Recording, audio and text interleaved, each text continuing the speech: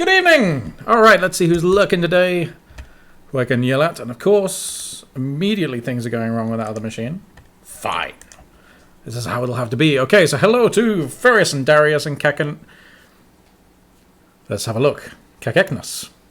How are pronounced? Millie Lisper, Shamera, Talal, and the bot. And I've seen other people in the chat as well, so greetings to you, even though Twitch is telling me that you don't exist. And I'll just watch the chat freak out for a while. Come on, behave. Alright, so this week we are going to be diving back into our GPU occlusion culling that we've been doing for quite a few weeks now. We are slowly getting there. There's been a little bit of Lisp work over the weekend, but not much, because I have been away with my family, which has been great. Been off wandering the hills. But, let's have a look. What have we got? So, for Vario, there were a few versions of mod that weren't supported. They're now in. Thanks to the people who filed these bugs, by the way. We got some fixes merged from other people. This was for... Oh yeah, there was a bug in ABS for Vector 3, which is disturbing on the maths library. And some stuff that I wanted to add it a while ago for copying components between vectors and matrices. So that's in. That was something that Emfiano put me onto, so because that was missing from my stuff. We also have, let's have a look, some fixes that we did on stream a while ago. Basically, I've been going through my laptop, so I'm finding unpushed stuff from various streams and repos and things we've been doing, so I've been getting those in. So there's a couple of edits to the documentation, which is fantastic. Thank you, because I always miss that stuff. Yeah, for C arrays, that was, yes, we had some issues a while back with fill pointers for when we're uploading from Lisp arrays. So that should be working now. Last week we had just added the thing where you could create a pipeline which has the the pixel portion of the pipeline turned on, the rasterization portion, but doesn't have a fragment shader. So that was so we can just write to the depth buffer. That had an issue which is now fixed, and because basically before I was using the fact that the stage didn't have a name as an indication that it was the null stage, and that's done because we also have GPU lambdas and those don't have names. It was just silly stuff. And last week we found about that bug in column matrix layout calculations, so that is pushed as well. I've also pushed stuff from last week up to episode 77, and we've branched out for 78, so those playing the home game can follow along. I have been having a look at this article, which is pretty sweet. This was the one linked from the Interplay of Light Experiments in GPU-based occlusion culling thing that we are following at the moment. So this is our compute shader that we've been going through. Is it this one? Occlusion, yes. And this was linked from Stephen Hill's blog post here. So this is the compute shader version of the... okay, so wind back with the words. Right, this version is brilliantly described, talks about going from occlusion queries and the issues they were having there on the Xbox 360 and things like this, into basically the majority of the implementation we're doing now. What's interesting about this is they're doing it with a vertex and fragment stage rather than compute shaders, and then they're downloading the data, pulling the data back to the CPU before dispatching of the draw calls. They're still getting decent wins out of this. However, we are looking at doing this entirely on the GPU and creating all the indirect dispatches there. So that's where we hope to get to. Last week we got a lot of this compute shader ported, at least we think it's vaguely correct, and we got to the part where we needed to start pushing out results from the compute shader into something. So that's when we start looking at making the equivalent of an append buffer, which as far as I know is just a SSBO and an atomic index, and we just keep on appending. So we will look into that today. And that's really the big one for me, is I want to get that done. I'm just going to go into C mode so we get something that resembles highlighting for HLSL. And then I will check with the chat.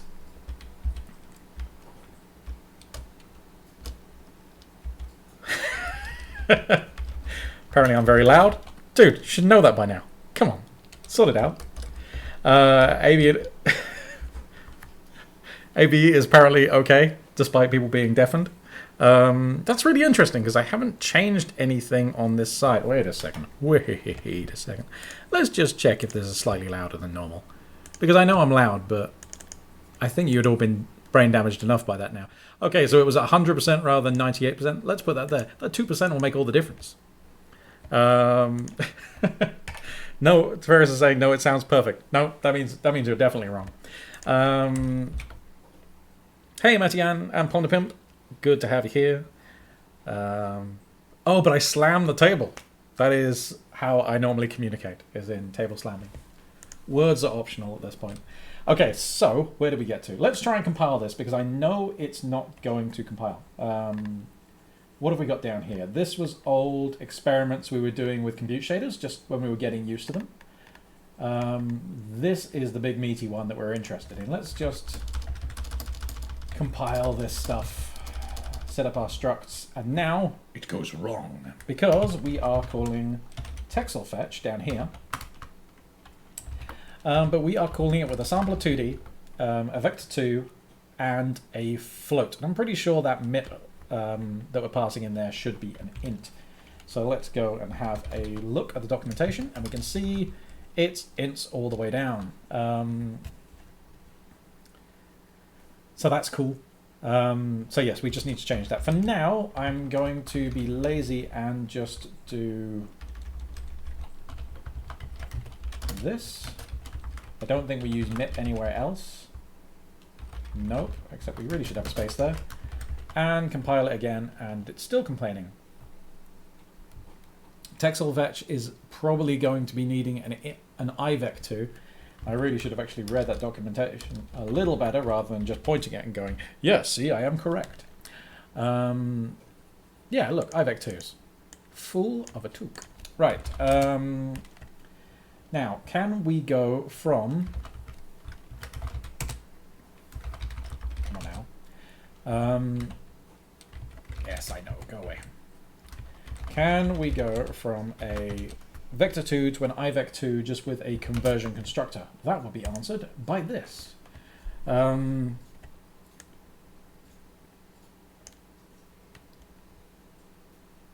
don't see it here.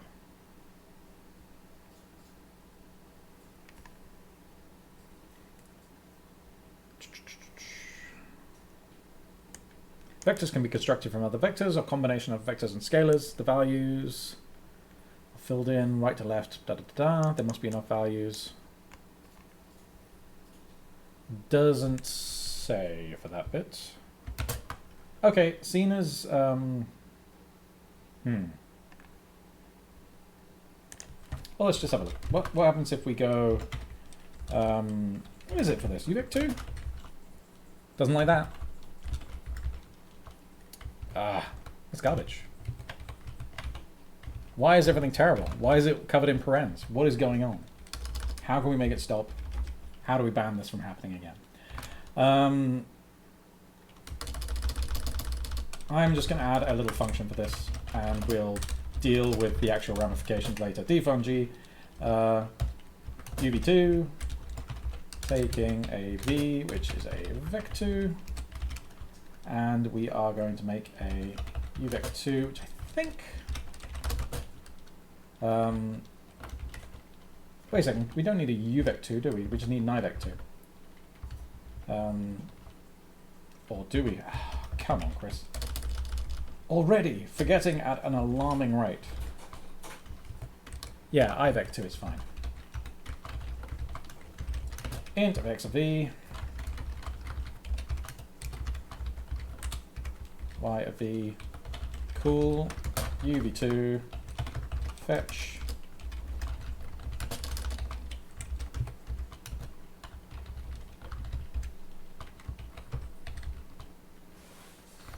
Okay, there is no applicable method for making a vector out of lots of vec4s. That is completely true.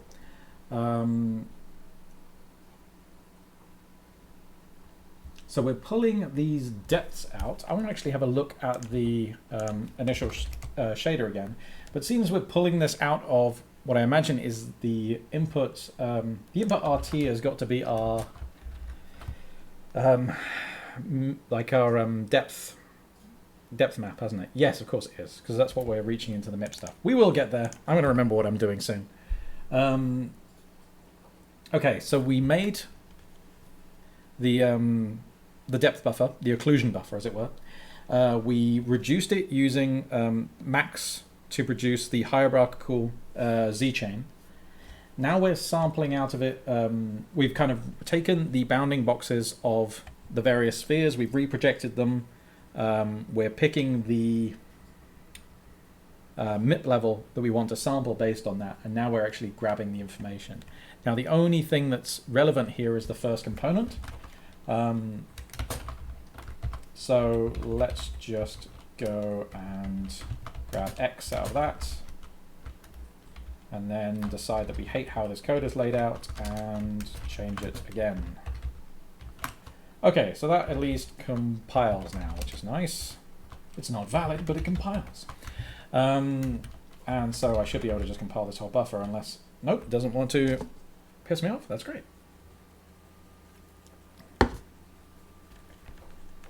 Have to blur out that advertising later because this is a very corporate stream. All right, so this stuff, this is interesting. This sample level thing, this is a DirectX command. But what's interesting here is they can do all four of these, and they're just creating a float 4 from it, which makes me assume that either this just returns the first component, or that if you take a vec4 and apply it where a float is expected, it just takes the first one, which sounds a bit weird as well. Let's have a look at that. DirectX sample level. This function is similar to sample except it uses LOD. Great. To choose the MIPMAP level, for example, blah, blah, blah. Okay, so what does it return? Return value, the texture's template type, which may be single or multi-component vector. Oh, okay.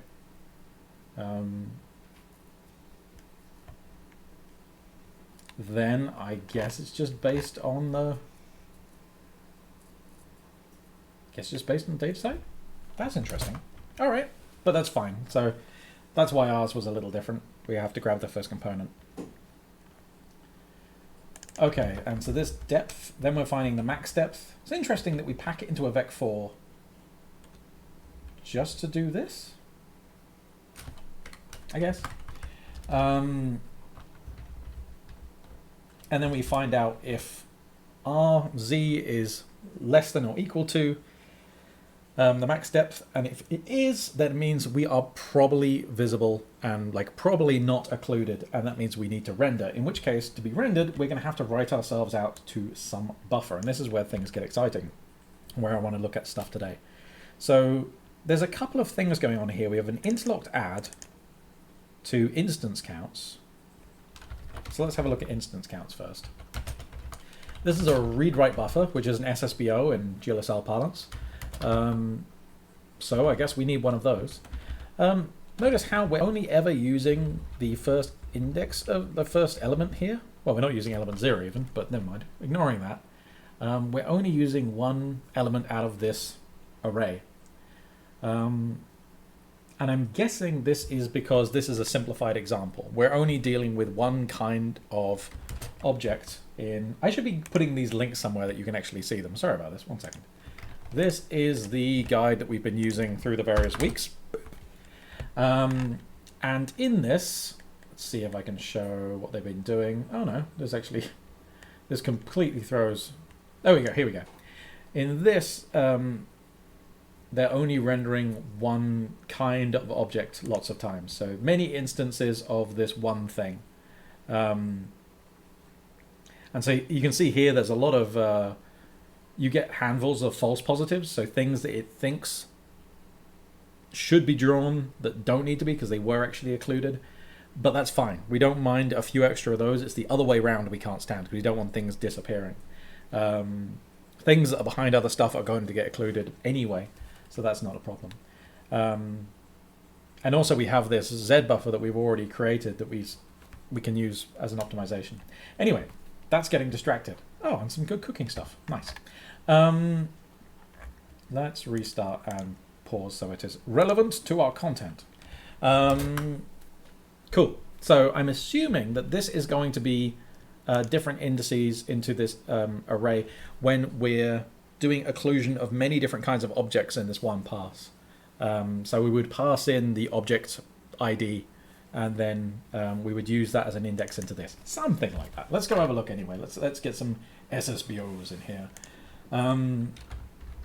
Have we used inst data yet? I bet we have. Yes, this is the SSBO that is our input. So let's do one that's just called instance counts too. So instance counts, inst counts, SSBO. Let's define ourselves a struct for that. Instance counts. There we go. That's the type. The layout is standard 430 because we're using it for an SSBO. It's going to be an array, and for now we're just going to have an array of 10 things. Let's assume that later on we're going to have up to 10 different kinds of objects being included. Great. So there's that. Compile this. Nothing freaks out yet, which is good, except me. I'm always freaking out. I'm in a permanent state of fear. Okay, so what we want to do is we want to go actually back, have a look at what we've just done. We need to get this array out of this SSBO, and we're going to index into the first thing, and we're just going to increment that number. So let's say with slots, and it's called array. Actually, do we want?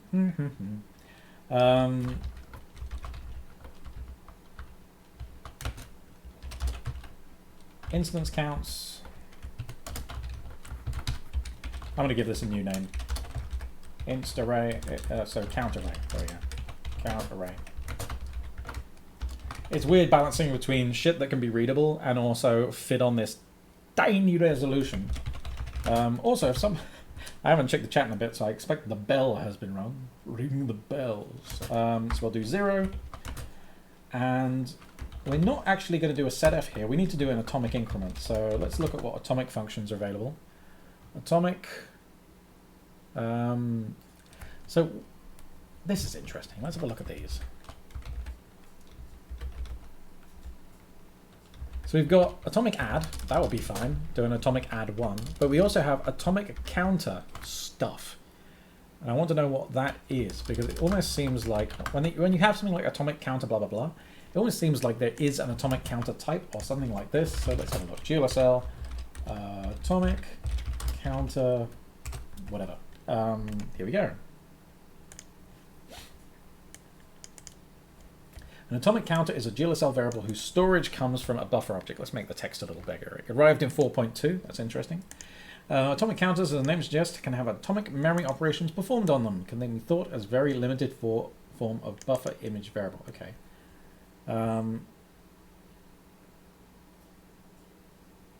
It's interesting that they're going into this whole image store load kind of stuff rather than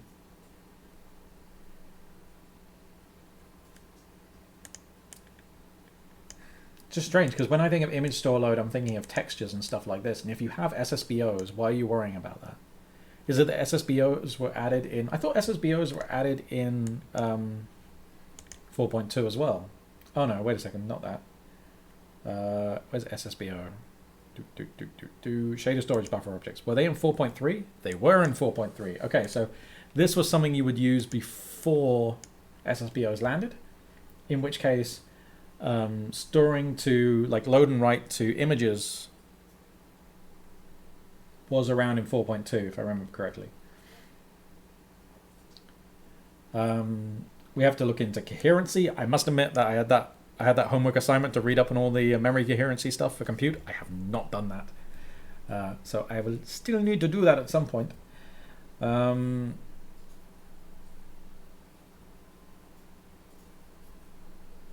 There is one atomic counter variable in GLSL, atomic uint. Okay. I've been kind of stupid as well, if I can see correctly. Wait a second. I made this instance count thing. Why the hell is this of type octdata? This will be of uint, surely. So let's do that.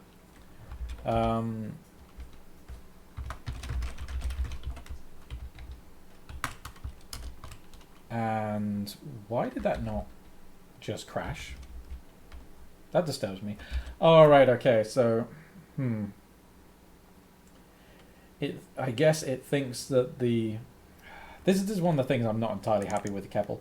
If there's a function that's not defined yet, it'll kind of just chill until you try and dispatch the pipeline, at which point it's going to do the final compile and send everything off. So if that function has been created in the meantime, then everything resolves, and it's like our, I suppose, our version of late binding or something like this.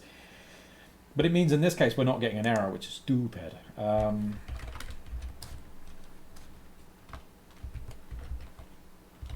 Let's stay here. Okay, so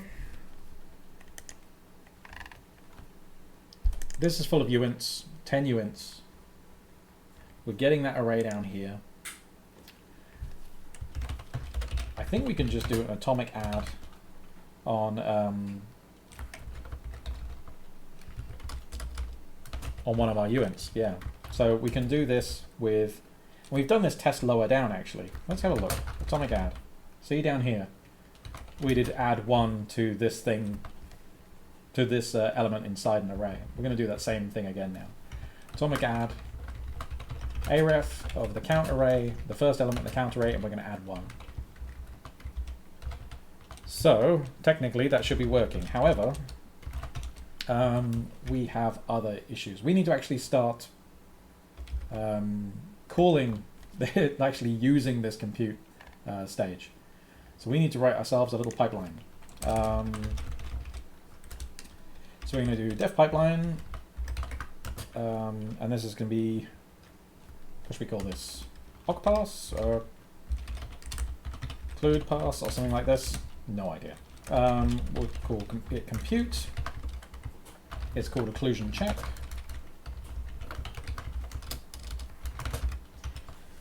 And what else do we need to know? Nothing. Let's compile that. Okay, so that seems to be okay with that. And if we do a pull G of occlude pass, I expect it's not there yet. But if we do a map G of occlude pass with nil, hopefully that will compile it, and it will then throw an error. Ooh, maybe we've got... This is interesting.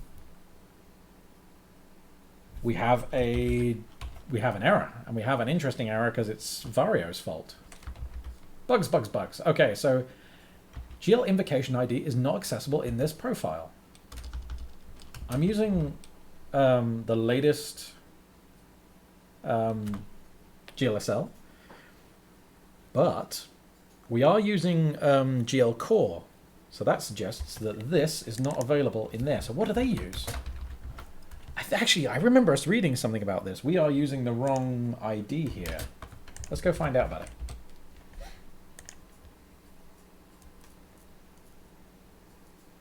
Wait. Oh, wait. Are we using it in the wrong stage?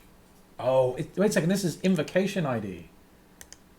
What's it called for compute? It's something else. Let's go look down the bottom. I bet it's down here. Invocation. GL global invocation ID? Come on, what was it? That wasn't the one I was looking for.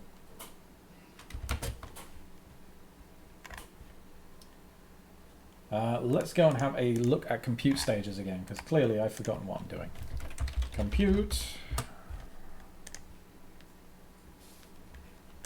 We will have a search for... Here we go. Local invocation ID, global invocation, workgroup ID.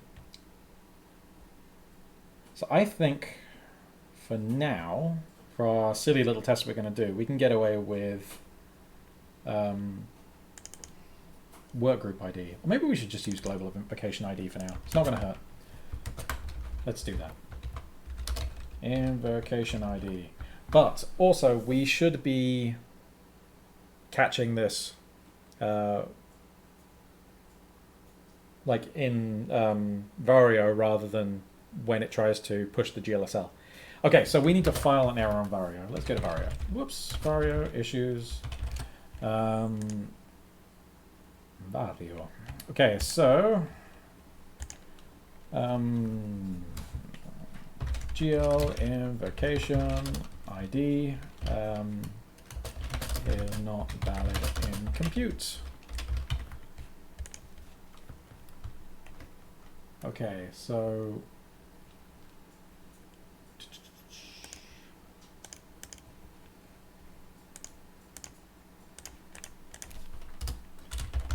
should be enough to update GLSL spec. I'll come back to that later, even though it's not a very good bug report. It'll be enough for me to work out. Okay, so there's our GL global invocation ID. For now, we'll just say continue on this, because that's busted. Oh, what? There's no applicable method for the function aref when called with types. Oh, UVec3, of course. Let's actually, let's have a look at that again. Oh yeah, global invocation ID is 3-dimensional. Let's have a look at this. This value uniquely identifies this particular invocation of the compute shader among all invocations of the compute dispatch tool as a shorthand for the following equations. The workgroup ID, yes, which is 3-dimensional. Okay. Yeah, I guess that's right. That just caught me off guard for a second. So we're only going to be using the X component of this for now. So let's do that and just compile again and watch it complain more. Excuse me.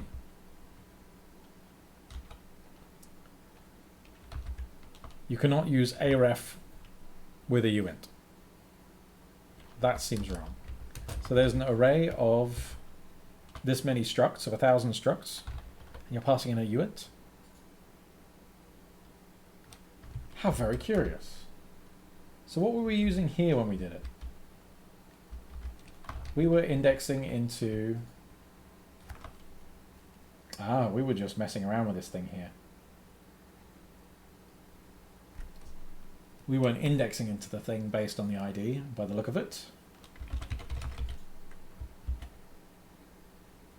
I don't know. Oh no, we weren't. Oh dear. Our little tests were rubbish. We didn't cover this case at all. Okay, so why? Why would that have any problem with that at all? That seems like another, but we're just on a Vario bug hunt today, by the look of it. This is why we never get anything done. Vario. Source. Vari.cl.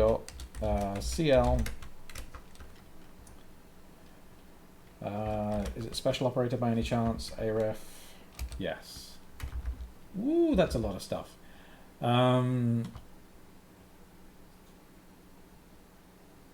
This isn't the most helpful thing right now.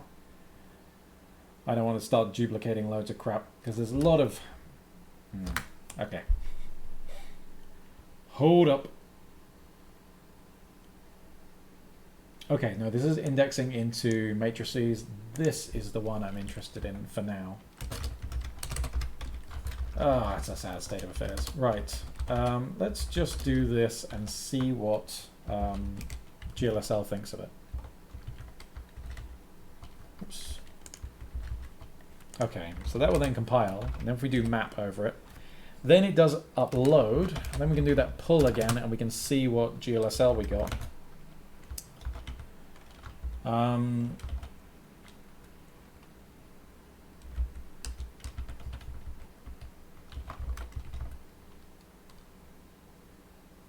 Okay, so there's our atomic add. Where's our global invocation ID up here? Yeah. So that is dumb. I mean, this makes sense. What's dumb is that Vario wasn't already supporting that. Okay, so I'll have to fix that up. Let's get those issues back again because we need to file another one.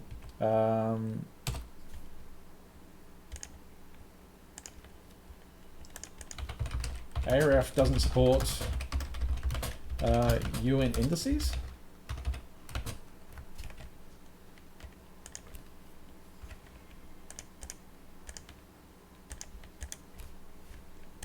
Done. Okay, so we'll get back to that. Okay, so hopefully when this thing is running now, it's incrementing this whenever something is not occluded. Ostensibly. Let's remove this for now.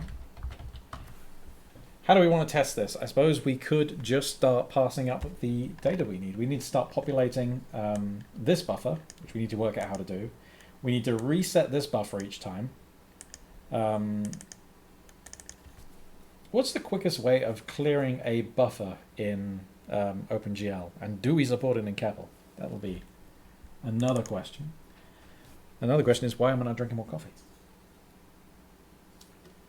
Okay.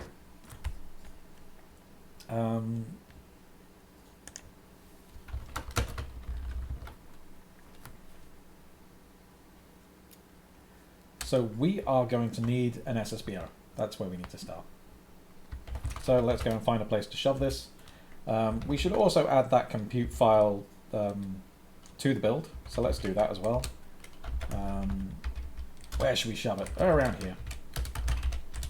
File, compute, foo. We'll give it a better name another day. And let's go in here and create ourselves a variable for our per obj data.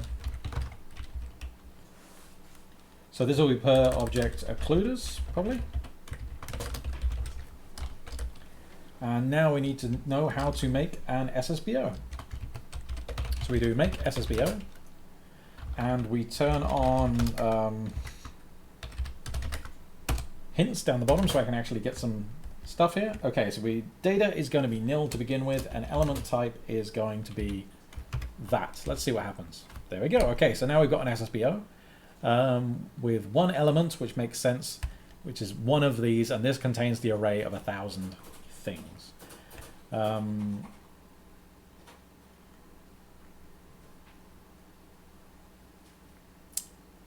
This is making me think of something, but now I'm a bit confused. Never mind. Right, let's carry on with this for now. Oh, sorry, no, this one is probably the ID of the SSBO. Let's have a look at that to see if I was right. Yes. Okay, keep going. So let's take that setup and we'll shove it in here with everything else. So we will free the, whatever we call that SSBO, the per object occluders, and then we will set off per object occluders to be making that SSBO. Okay, so that should be done on reset now, no problem. And let's just call this now, so that's set up. Sure, there we go. Okay, and the idea would be we were populating this. Now, one of the things about this is obviously we're pushing this data each time, but for better performance, it would be best if we were orphaning that buffer every frame. Because otherwise, OpenGL, your GPU, if you have a buffer and it's doing rendering work based on that, then it is going to have to wait before it can start uploading new data. By orphaning the buffer, it's still essentially reference counted. So the buffer will still be in GPU memory until everything's finished with it, but you can immediately start uploading to that same GL buffer handle, as it were. You can reuse the handle with a new amount of memory of the same size or whatever. So that is an optimization we will have to do in the future. But for now, fuck that. Let's just work with this SSBO, because that is interesting. What functions do we have for SSBOs? So we have SSBO data. Let's have a look at that. Gets us a GPU array. Cool. That's what I'm expecting. And it has one element. Yes, that's also expected, which is one instance of that type here. So we'll get into that soon. We're going to need to populate this with information. So per frame, what do we have? We should populate per obj data, occluder data. And how do we do that? We have a we must have a bunch of objects. Where are we positioning them and all that kind of stuff? How are we currently rendering all of these? So we have this B stream, so let's go and have a look where that came from. We have the mesh. Okay, let's have a look at mesh. Okay, there is a stream with, which is indexed. This will be for our sphere. But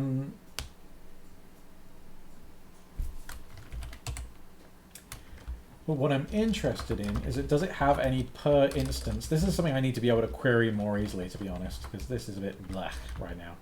Yeah, it has per instance data. So it has 1,000, yeah, 1,000 instances, 1,000 things of per instance data. Okay, so this is this reset per instance data here. Seeing as these spheres aren't moving around right now, let's just populate this SSBO once, and we'll do it when we reset all this per object data.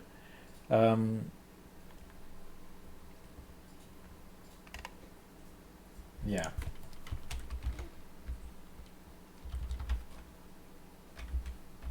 Let's do that here.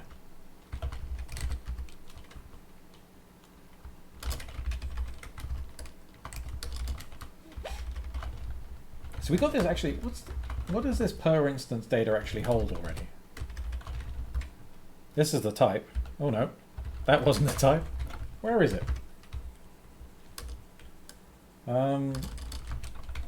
That really wants to jump to the wrong place. There we go. It's a position, a scale, and a color. If all our spheres are the same size, they're not. They have a scale. But it's easy for us to just compute the bounding box given their scale and position. So it is something we don't necessarily need to upload. Hey, Tia Soding, or Soding, or whatever the hell. Good to have you here. Bring the PHP. Yes. Do it, do it. Yes. So we need those bounding boxes. How's the best way to do this? I'm completely distracted now. I blame them if it wasn't for the fact I already didn't know what I was doing. So we have all this per instance data. For each instance that we're handling in the compute shader, we need to work out its bounding box.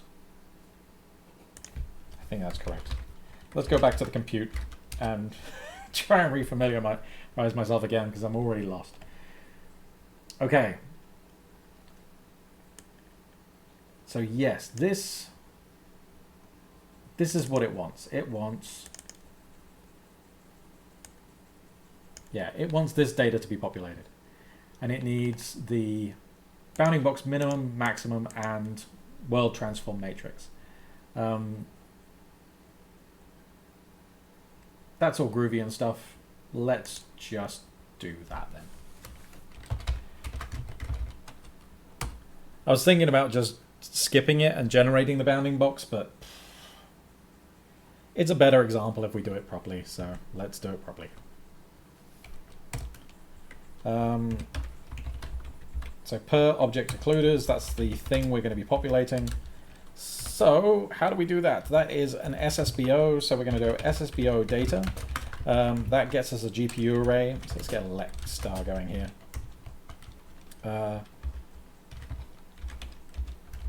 Per object array. This is going to get confusing fast, but that's all right. Then we can say with GPU array as C array, which we will do now as C array, and per object array. Okay, so that makes that a local array that we can start manipulating with our normal functions. Then we're going to need to grab the first element out of that. So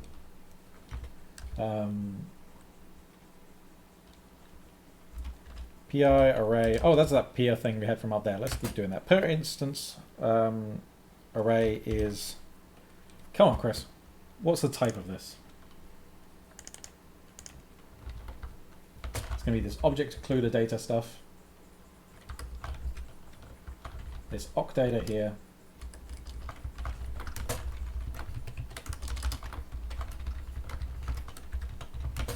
Is this right? Who knows? Who cares?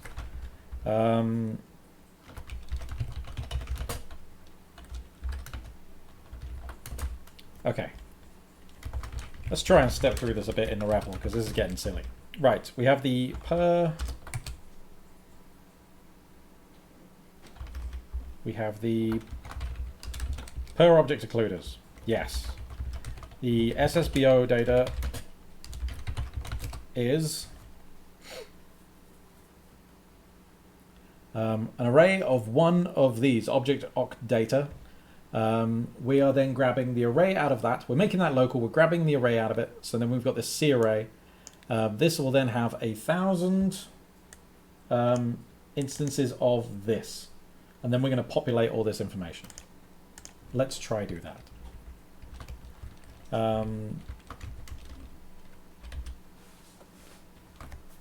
We should actually do this at the same time as this. So let's try and fit all these together. And I haven't been in chat for a while, so let's see what's going on. This isn't web development. Damn right. This is more painful than your PHP. CSS here's over the web. God, I love you guys turning up. A list function that executes PHP, it definitely exists. Named with PHP, totally. Yeah, there's a lot of parentheses. It's not enough. It's not enough parentheses until my eyes start bleeding. It looks so much like React. Why don't you just use React? Because I have a specific kind of self-hatred, and it's really only satisfied by this. It's very... React is just... It doesn't quite do it for me. It's got a different edge. That is all. Excellent. Good. I'm glad we got that covered. We can answer these serious questions.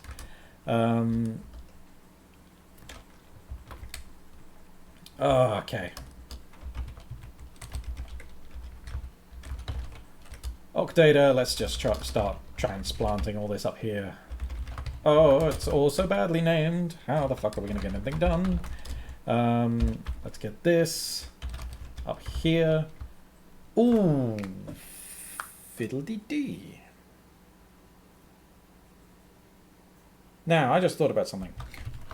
With GPU array as C array, maps that GPU array locally. How does it do that? Because I think there's going to be a stupid limitation here. Let's have a look. Could I have picked a more confusing place to dump this shit? Okay.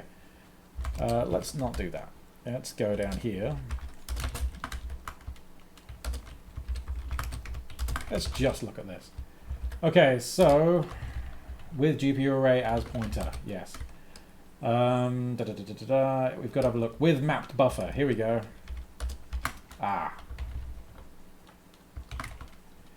So with mapped buffer is using...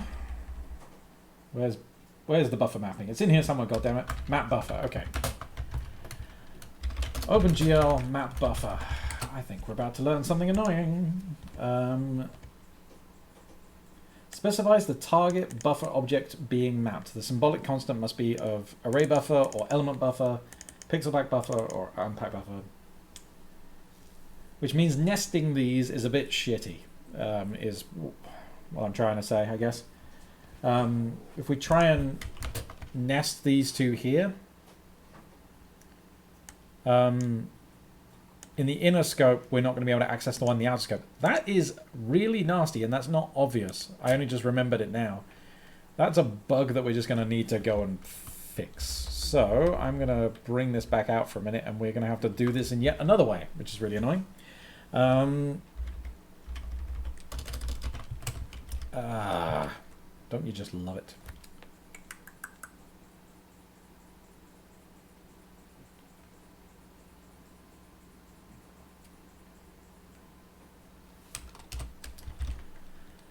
Okay, so we need a few more arrays of stuff, I suppose. We can put this data in some Lisp arrays, and then we can access it in 2 separate loops, setting everything. Ugh, it's gross though. I should write this down as a capital issue before I go any further, because it's dumb. Alright, so with GPU array as C array, sucks because you can't, alright, let's be a bit more informative. Can't be nested due to both mapping the same target, the same buffer target.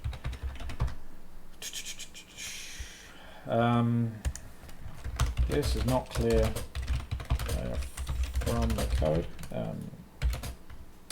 Not sure of a way to remedy this. And I mean, we could remedy it using bindless. Wait a second, that's bindless textures.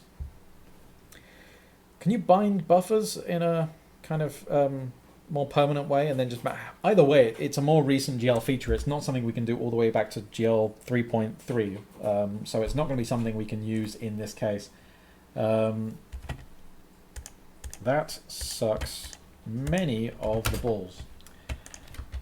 So I'm going to have to deal with that another time as well. Let's make some arrays. Pos array is... actually, let's just...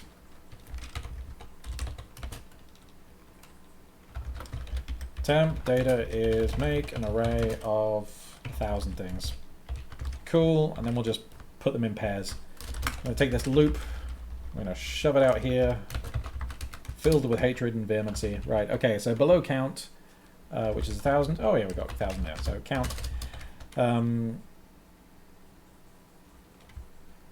We are going to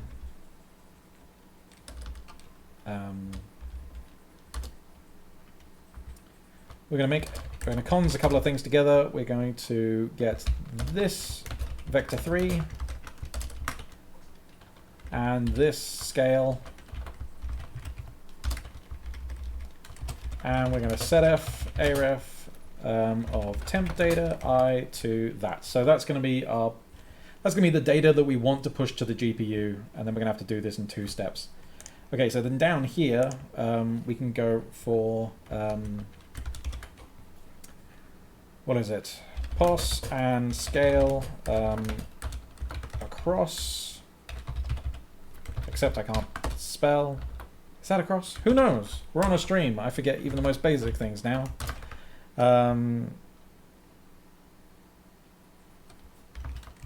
Okay, for I from 0. That should be good.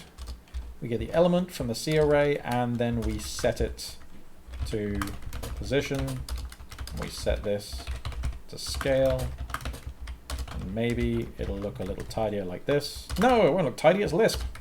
And that's done for now. Okay, so then we need to do something similar here.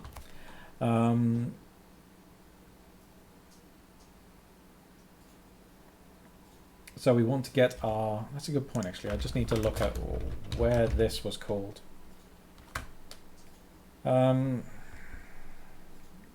Yeah, it's called after reset occlusion buffer. Fine. That was just making sure that the SSBO is definitely set up before I try and fuck around with it from here. Okay.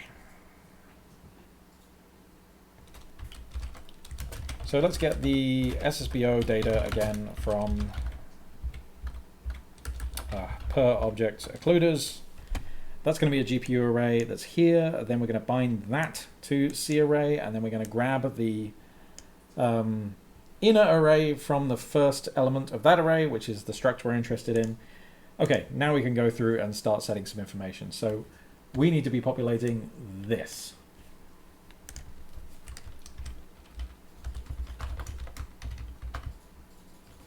So we're going to go loop for this nonsense again.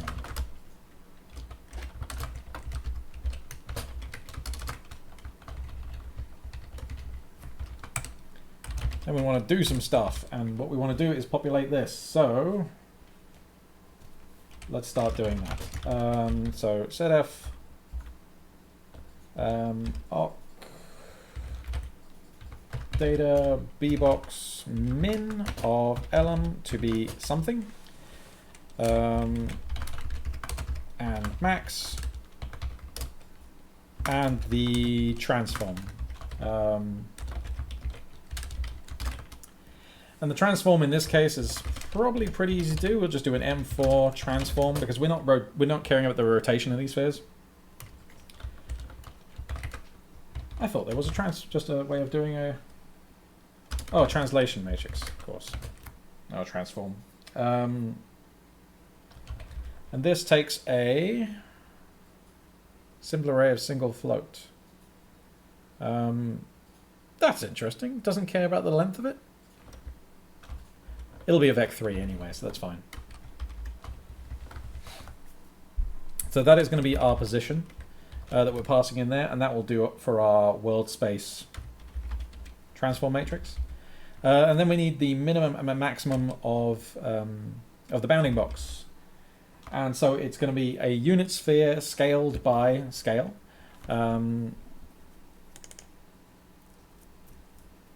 Is it a unit sphere, or does it have unit radius? I don't know.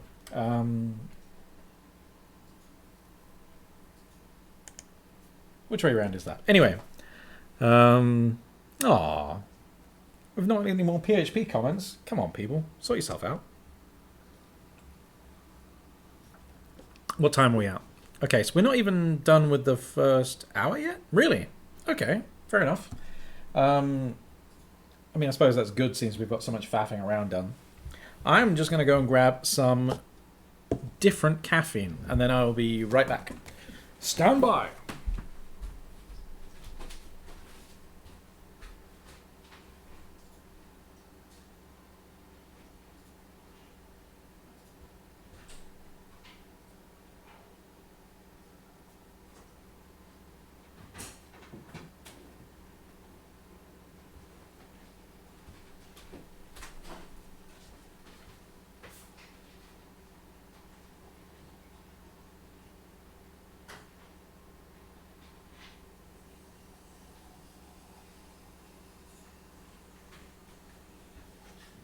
All right.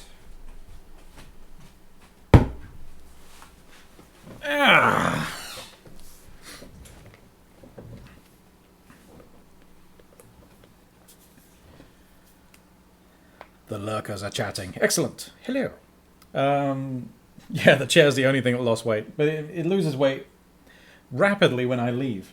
It's funny like that. Okay, so we'll just do the minimum is going. Oh, that was the other thing we needed to look up how the spheres are being made, aren't we? Come on, where's our spheres? Sphere, make sphere. Radius is 1, which actually means that has a size of 2 by default, but that's fine.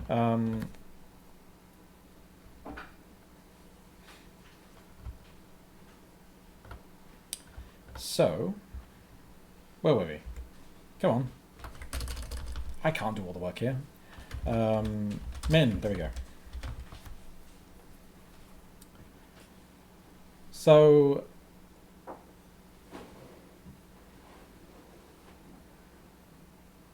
yeah. We should just do, for now we're just going to do, what is it?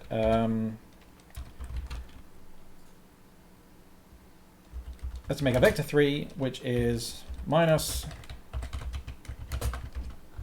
scale, scale, scale. And another one which is... Actually, wait a second. 4, no. Offset equals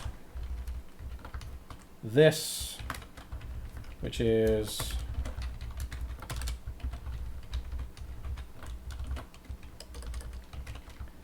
And then our min is just going to be B3 minus the position minus the offset. And max is going to be position plus the offset.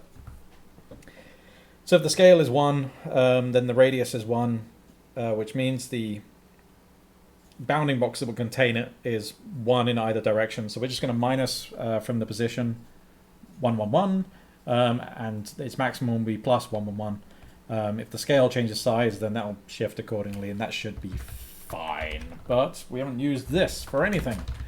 And we haven't done that. And other things are wrong as well.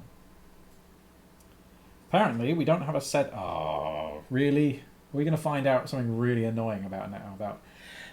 These last couple of streams have been very good for finding bugs in CEPL. Or just things we've missed out.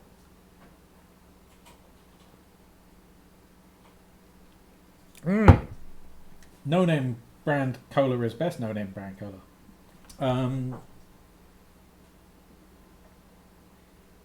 I'm accepting sponsorships from all no-name brands because I won't say your name.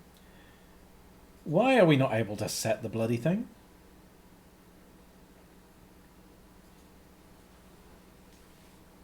It's this. Occ data bbox. Oh no, there's not bbox world, it's occ data world. Fool. There we go. Oh, that was going to really wind me up if I didn't have ways of setting matrices inside structs. That would have been stupendously dumb. But it seems we're okay. Up here we're getting issues though. What's this? Occ data is defined but never used. Yeah, it's because we do everything lower down, so it's not really a problem. I suppose we can do this. It's only used there, so let's just call it occ data and get rid of this. Okay, so resetting the per instance data. How are we going to do that? Let's go REPL. Let's go back here. Oh god, what am I doing? What am I doing? Who knows? I'm actually going to move the SSBO creation to here because it just makes more sense now. So this can come down here. And this line here can come down as well.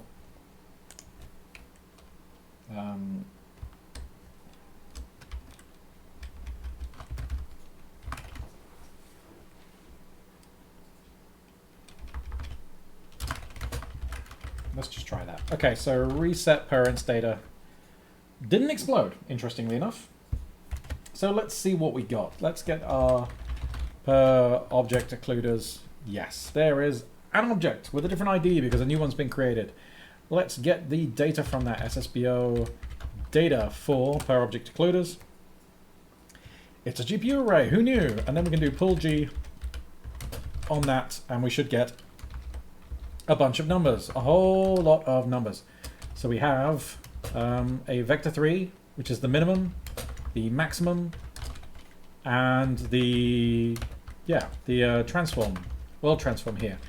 Interesting though, because I'm seeing that some of these spheres are rather large. Like the minimum here is 28 in the X and 46 over here.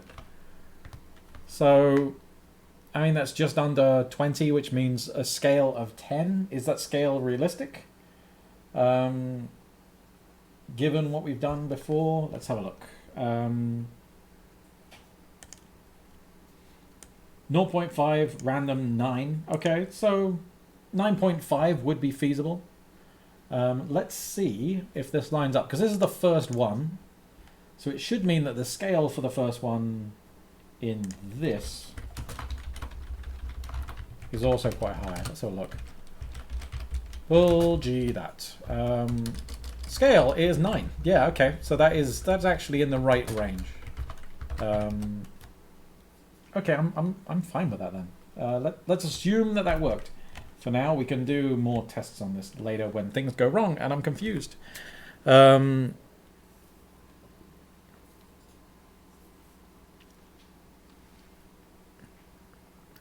Darius is saying, as long as I can laugh about my bad jokes, I'm happy. Yeah, you're very welcome to. Another recursion. Uh-oh. Mediam, what have you spotted? What have I done? Save me Melian. Thank you, by the way, for all of your pull requests against the Play with Verts repo. It is awesome, and I will get around to them. Yes, I'm slowly catching up with stuff. Oh, I also did some other work this week. What did I do? I was doing some work on CEPL to support layered rendering, layered images and things like this, which was very cool. OpenGL layered yeah, okay, let's do that. Layered rendering, fine. This is kind of neat.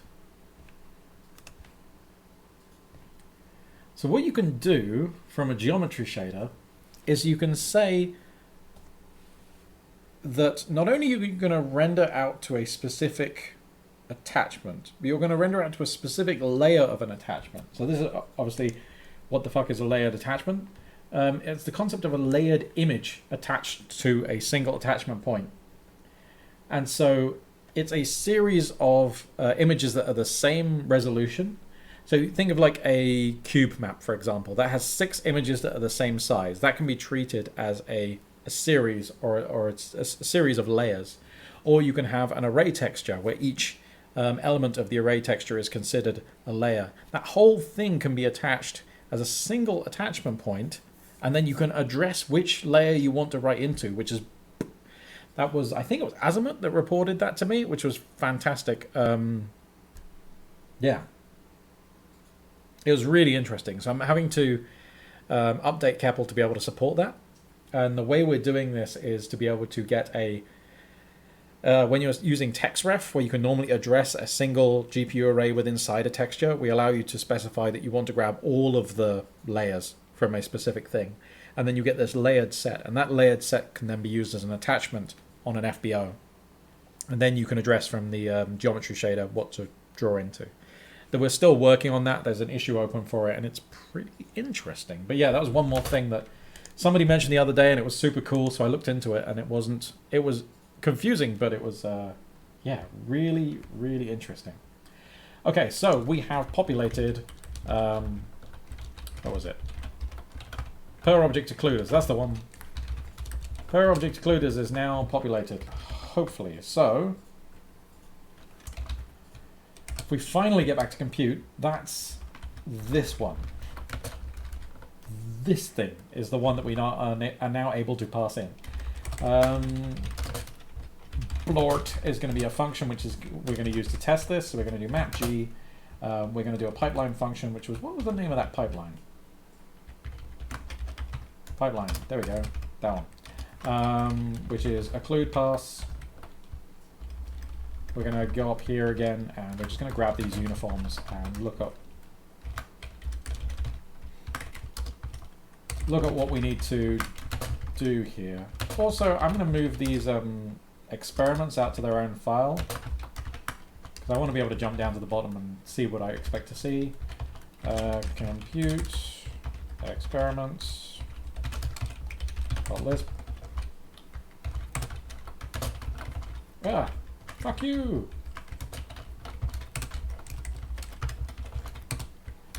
Okay, and are we using these anywhere? No, and no. These are from the experiments. Cool.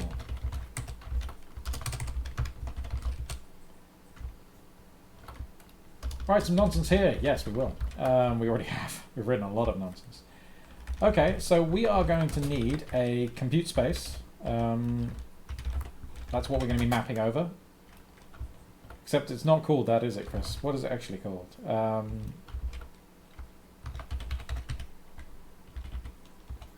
I thought it was called a compute space. Does it make compute space? Yeah, there it is. Okay.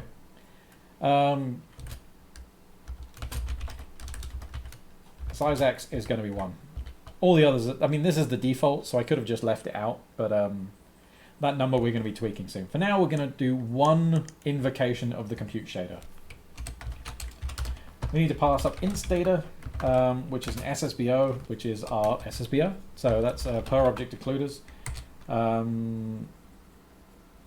We need to pass up instance counts.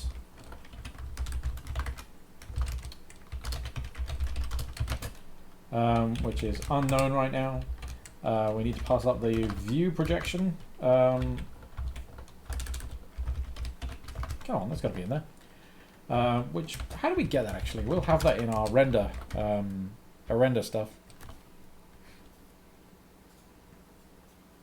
There's our view to clip. We probably want our...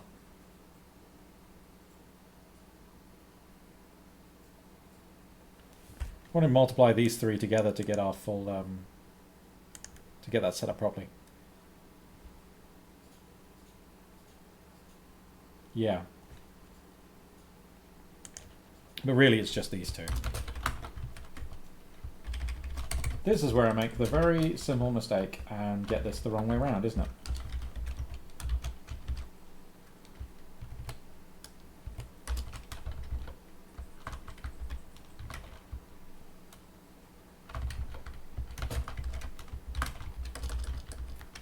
Let's put it up here.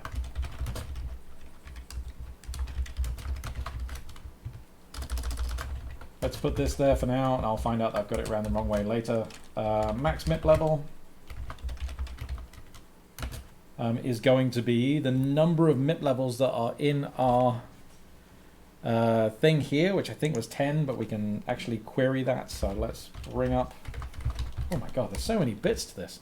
I mean, it's not even that complicated a thing. There's just a lot of stuff to think about. Where is our chain texture? Occlusion chain texture. Here we go. REPL. Don't know why I didn't copy the earmuffs. There we go. MIP levels. So we should be able to do texture MIP levels? Yeah, there we go. Nice. But max MIP level then will be 9, wouldn't it?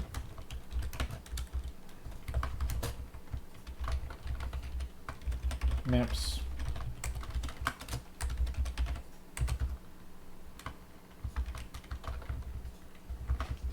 Who knows? Or dares to dream. Okay, so there's that. What else do we need to pass in with the input RT? That is that texture actually. That is the one. Well, we need the sampler for this chain of texture stuff. So again, I think is going to be called Occlusion chain sampler. There we go. Check that is populated. Yes, it is. And we can see it's a sampler that's sampling into our texture 2D, which is a 512 by 512 texture with 10 MIP levels. Yeah, that makes sense. Okay, so the only thing we still need to work out is our instance count SSBO. We should go and make that now, because that's the thing that's holding us up right now.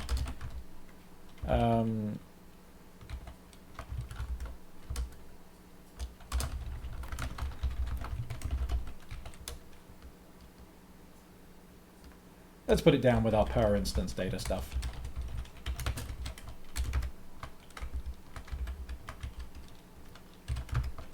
Call it inst counts. Why not?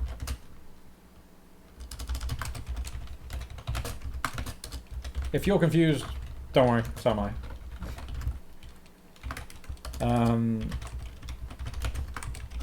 Make SSBO of nil and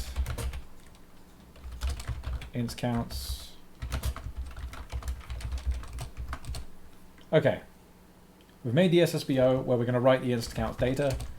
We are going down to here. God, this is so ugly. Let's move this back up.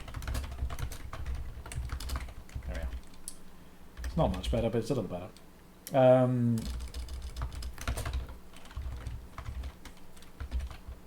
Really? Yeah, it's called inst counts. Cool. Something like that. And it's freaking out! Okay, constant size X conflicts with the asserted type of unsized... Wait a second, are those optionals instead of keys? They are optionals, there we go. I should have done make compute space 1. That's fine. And this is freaking out with undefined variable camera. Okay, so we need to pass in the camera to Blood as well. We could just make this optional, and then say that camera is the whatever is currently bound to camera. Well, that should work. Undefined variable camera. Okay.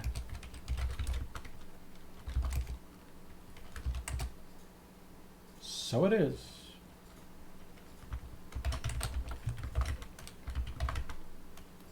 Camera 0. Oh no, wait. Current camera. There we go.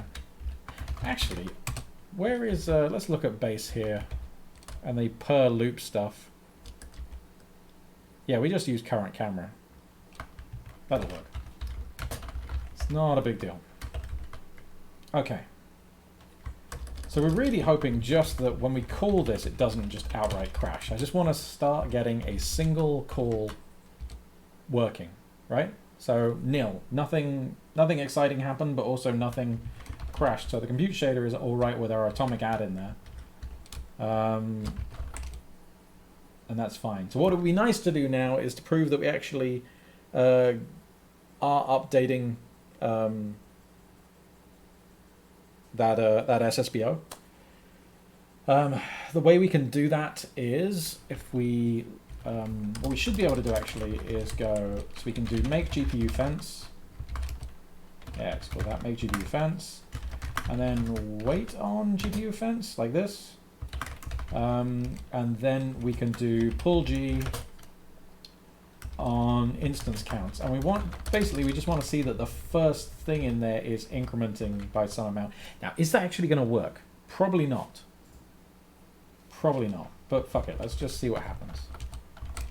All right, okay, so this is incrementing, which is interesting, which means that the first sphere in the per instance data is apparently not occluded or should be rendered. So Marianne saying, great, we seem to be reaching the shoot from the hip part. If it didn't crash, it works. Love it. Yeah, you know.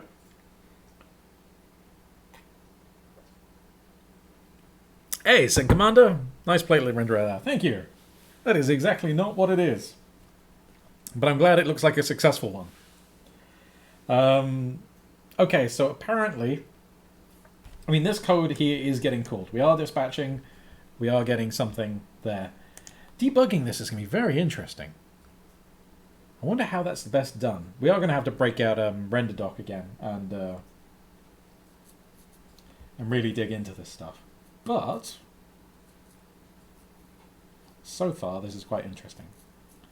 Seeing as we have 1,000 things that we're rendering and our buffers are populated, why not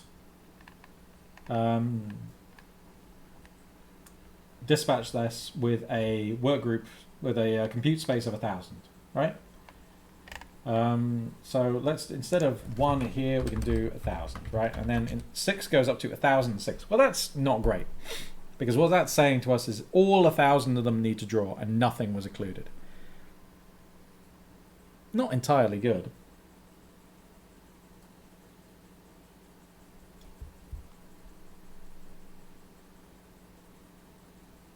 I wonder why. But another thing we do need to do is we do need to clear this buffer before we run it each time. So let's just have a look on what OpenGL clear buffer, how this is normally done. GL clear.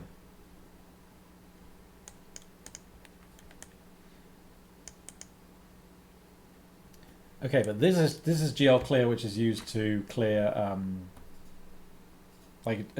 draw buffers, FBO attachments, things like this. That is not what we want for clearing a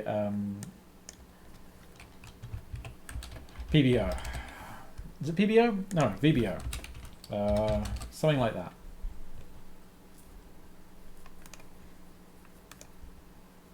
Now this is probably going to talk about, yeah, GL buffer data overwrites the previous data. It's generally what you should use to load new buffer data into GL.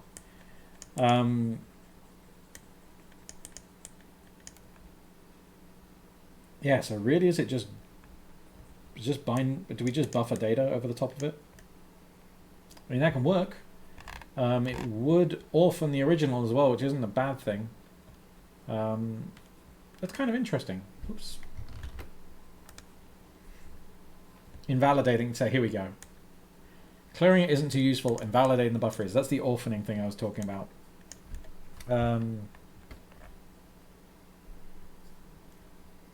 Orphaning. We can call buffer data with blah, blah, blah, blah. Okay, so let's see how we would do this. So let's get a GPU array, which is from our SSBO. Inst counts SSBO data, which is that. We got our GPU array. And then we want to get the, what can we do with the GPU array that is going to be relevant for this? Well, here's how we get the buffer from it, which might be useful. Yeah, let's do that.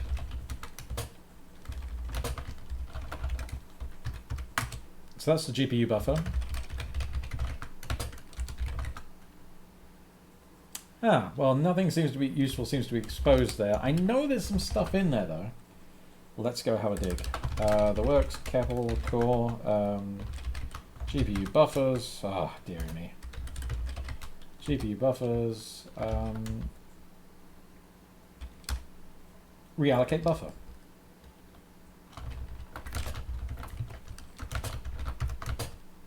Oh, it's exposed.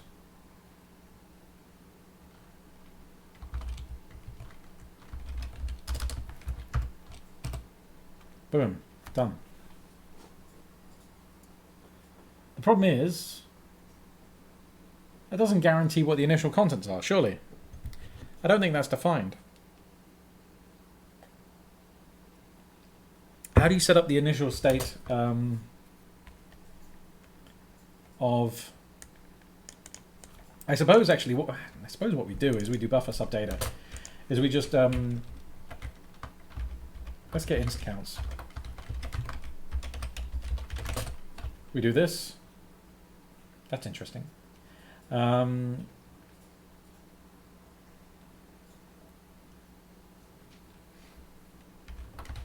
yeah, see, this is now filled with garbage because it's new data and it hasn't been cleared. So what we can just do is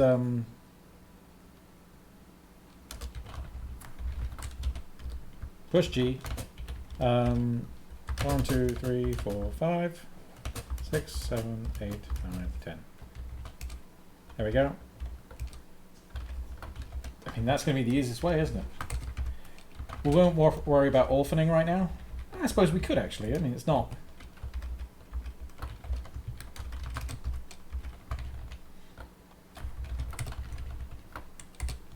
It's kind of interesting. The reason we don't have reallocate on the GPU array itself is because you can have multiple GPU arrays be backed by the same buffer. So you could have GPU arrays in different sections of that same buffer. So it seemed wrong to call reallocate there because that's going to reallocate the entire thing. So that would clear multiple GPU arrays. So this is something we really need to be thinking about what you're doing there. But now we can see we're getting 1,000 every time because we're reallocating the data behind this instance count. We're pushing 0 to actually clear them all.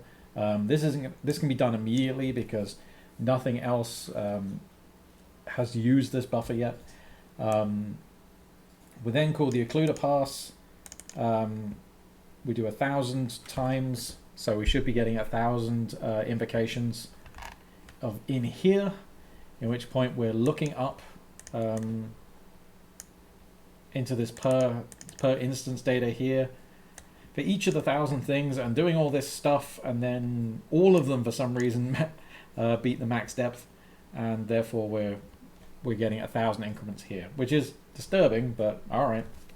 I mean, one advantage that we do get from the fact that they're all writing out means the next testing bit will be very easy because we've got to get this to populate the indirect draw buffer that we're going to be using. So let's have a look.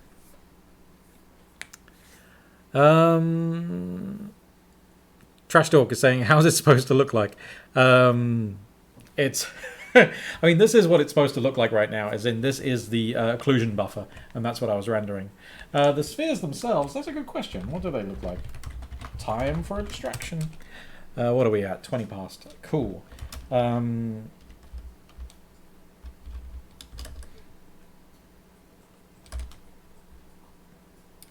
know what? Do we even have the shaders around to render this anymore?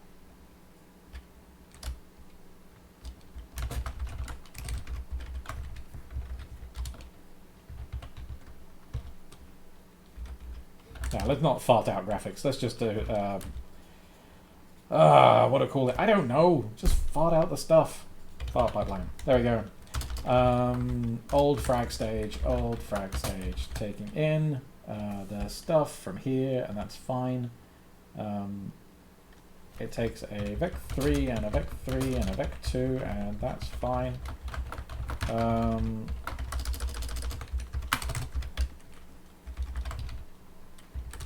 Fart is this.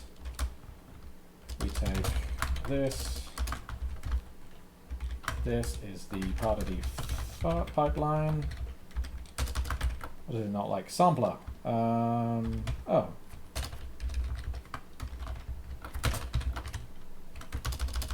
So it would look like as frame. And populate occlusion buffer takes these arguments, so we can use those again down here.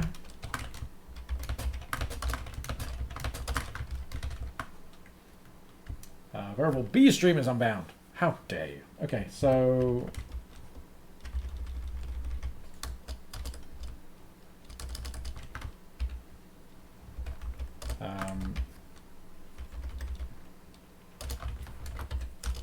oops. Come on, Chris.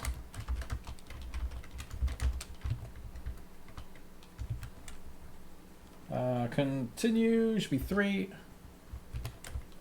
And that's interesting. That's what we always say when something goes wrong. That is interesting.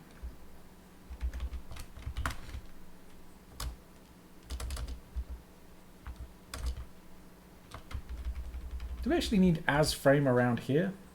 Since we got this as frame down here. Let's see what happens. No. Okay, so less is working than I expected.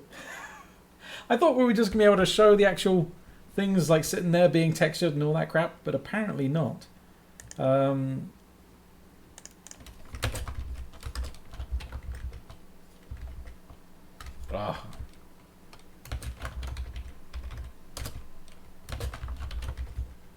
Nope. Alright, sorry mate, I was going to show you what was going on there, but apparently this is beyond my abilities right now. That's interesting. I wonder what was going on in there. I wonder if it's just a lighting amount or something like this. I don't know.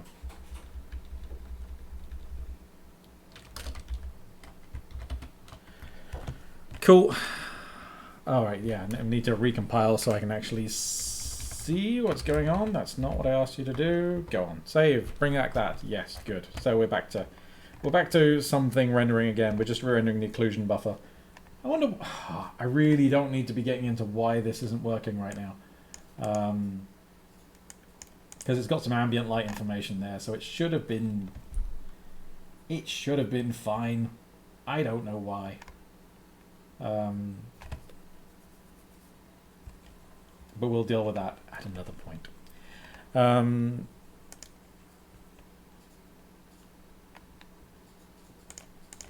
Okay. Focus. So, let's get that HLSL back out. The thing we wanted to do originally was start appending stuff. So, we need to get a... we need the SSBO we're going to write the data into. So what they do is they just push the world matrix from the data coming in out to the instance data out SSBO if this is true. If the min z is less than or equal to that, which is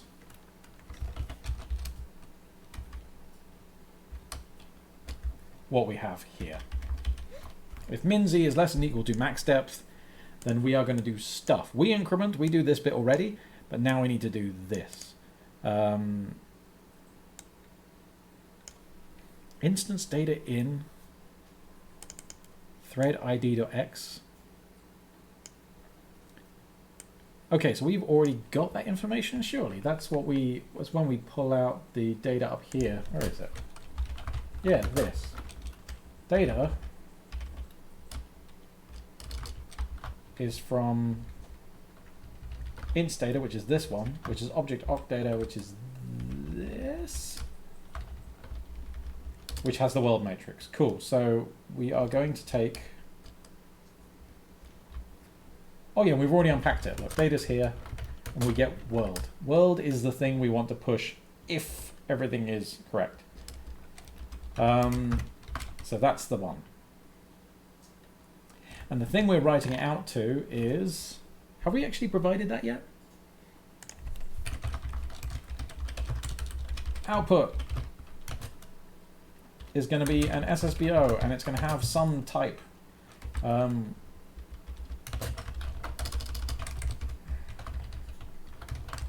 going to call it awk output. It is going to be an array of 1,000, because we only have a maximum of 1,000 right now. 1,000 matrix 4s, and that is what we're going to work with. So we are going to call this awk output. It's going to be our output down here. Then we are going to awk output array. Let's go down here. Awk output array of output. Okay, so that is the output array that we want to write into. We need to know what index to write into. And we want everything to be packed together. So we need some kind of index we can use, which is kind of this one, but I don't know. Does atomic add return something?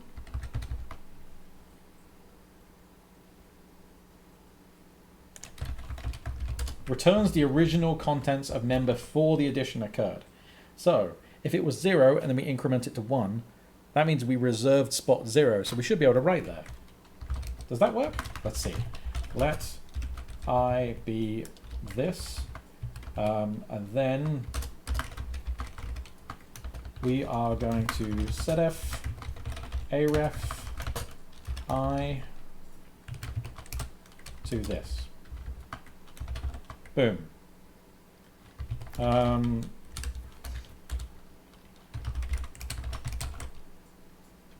We can't write out to something that isn't there. So let's, we need to provide this now, which means we need to allocate it first. So we're back to base, adding yet more global variables to this huge mess. We'll just call it occluder output for now. Reset parents data. It's just a big spidery nightmare. Really? It isn't there yet? I should have compiled that. Setf occluder output into make SSBO nil, and what's the type this time? It's called awk output. And then if we go to REPL and run that, it gets a little confused, but otherwise it should be okay. Occluder output is an SSBO of type awk output. Good-o.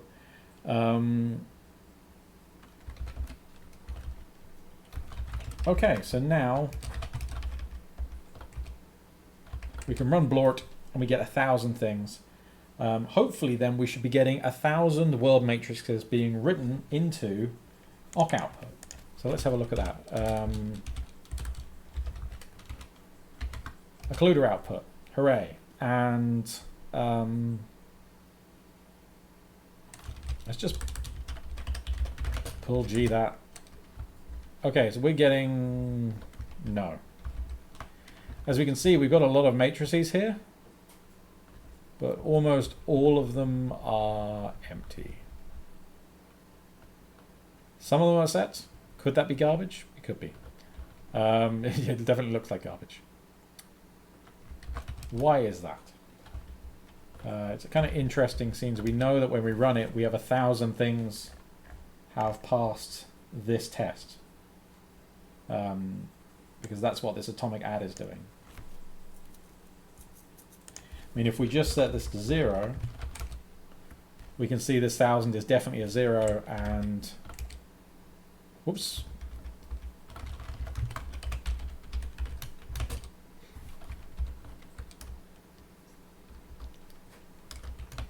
This first one might be populated correctly, but there's no way to tell because we don't know which instance, which invocation of the compute shader actually wrote that. But we at least know that when we have this atomic add in there, oh, don't do that. We get 1,000 written into that buffer, which means we got to here. So then what happened here? Why is this strange? I suppose the first thing we need to check is that the world matrix is actually correctly set up in those in all the input data.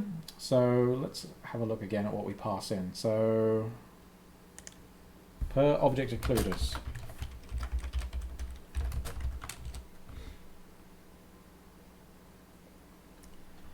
Yeah, let's do first to that, and then we'll just do map, car, third. Okay, so these are our matrix 4s. We're skimming through, and while we can't see much about what they actually are, we can see that they are translation matrices, right? Everything's set up. Most of these is like the only things that are affected are these 3 elements here. All of them otherwise are the same kind of structure. So these look like they were populated.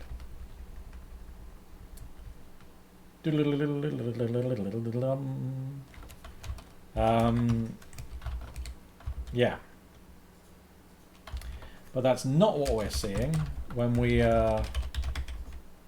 pull G occluder output. We see garbage everywhere. So this suggests that we are not writing into this properly. Why? Let's have a look. Let's find out what the chat has to say as well. Oh yes, Puke graphics or BARF data. Yeah, that's a good point. Behold the global monolith. Absolutely. Step through a few of the tests. Not sure which tests you're talking about, mate. There's no test in this. This is all nonsense we put together on the stream. Darius is having to head off. Oh no! Catch up later. No problem, man. See you there. Oh, come on. Right. So we really... My goal for today really was just to get to the point where we were writing into this buffer. And now we're getting close. Wait. Oh, wait. I know why this is. Look, we're not actually passing it up. Stupid boy, Pike. Right, let's try that again. Would you look at that? We have a lot of matrices. Some of them are looking a bit weird. Are they?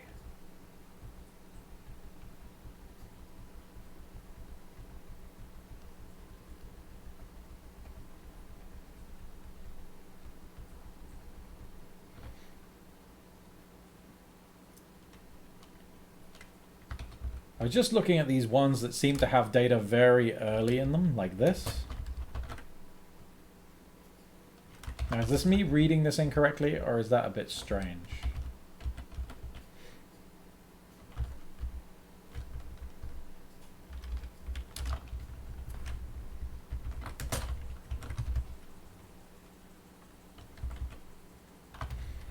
Check it out. There's our 1464... Like 1464 minus 10. 1464 minus 10, but it's right at the, like, it's where we'd expect it to be for a translation matrix, quite late on. But this is early. This looks like we're writing, we're like overwriting or writing at the wrong... Something a bit fucky there, isn't there? Or is this transposed? That would be really weird.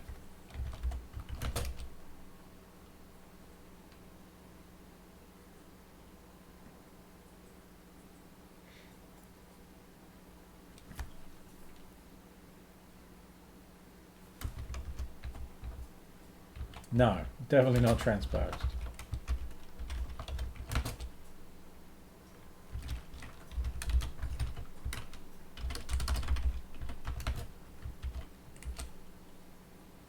Nope.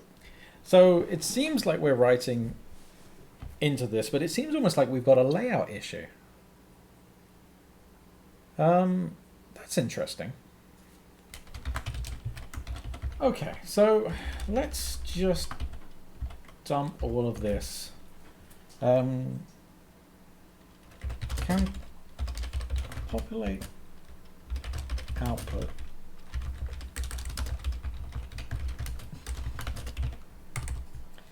Looks is wrong. Okay, so what are we going to say? Most stuff is wrong. The Ute shader is missing entries for every instance. So culling isn't working.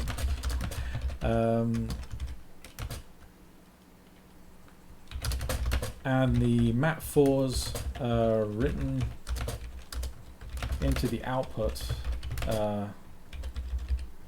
look strangely aligned / overwriting each other. Outwriting? Overwritten. Not sure what's up. Cool. Okay, so I still don't care because this is still some progress. We need to find out what's next though. Why would it be writing like that? What could be wrong?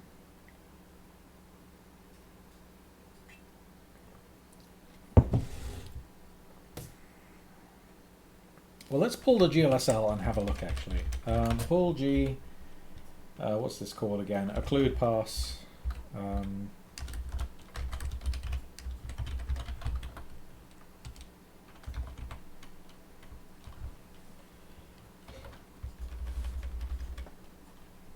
So I0 is atomic add into this uint1. Fine.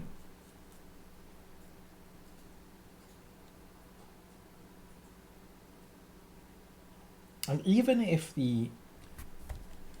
this bit was fucking up.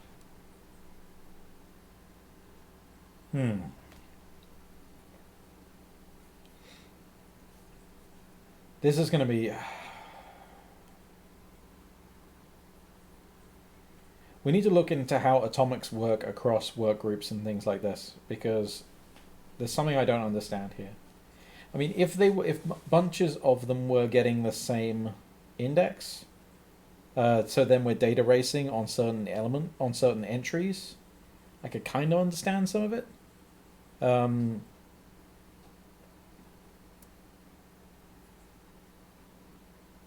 kind of want to do a really stupid test to see which entries are being written to.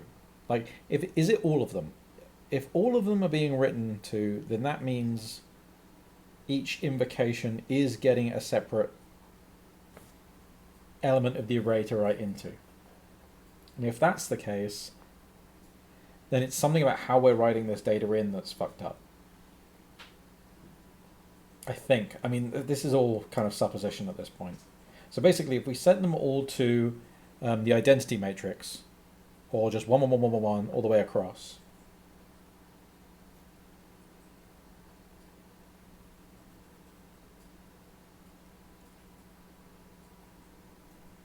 Yeah.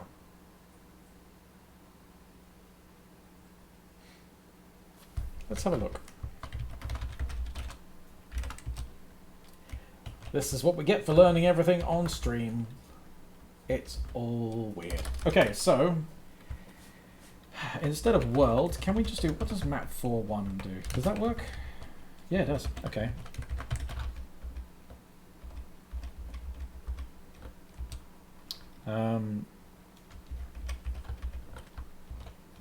No, not that. Will G occluder output. Actually, let's do this. Progon.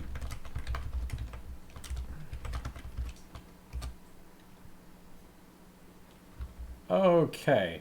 Oh. I think this is an alignment issue. Because look at this.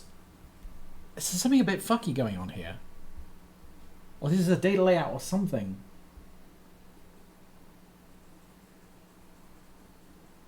Because I think what map 4.1 is doing is creating identity matrices. But if it is, look at how this is organized. We're getting an offset of 1 or... Oh, it's weird. It's actually really weird.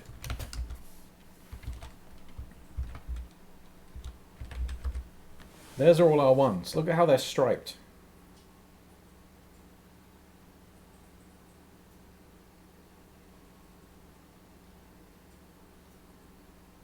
There's that semi-consistent offset going on. That is... That's weird, isn't it? Does that mean we have layout problems again? We were interested in layout problems the other day. There was a hard-coded 9 or 10 there somewhere before. Or the 9 or 10 was in the...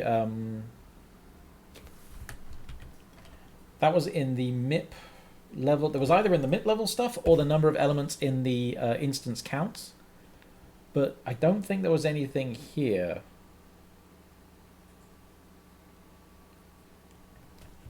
Yeah, that was the MIPS.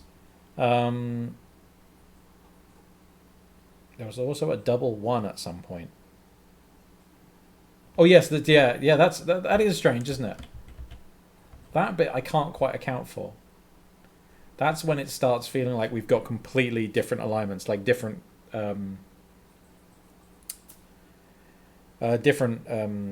invocations of the compute shader are writing over other ones in some way.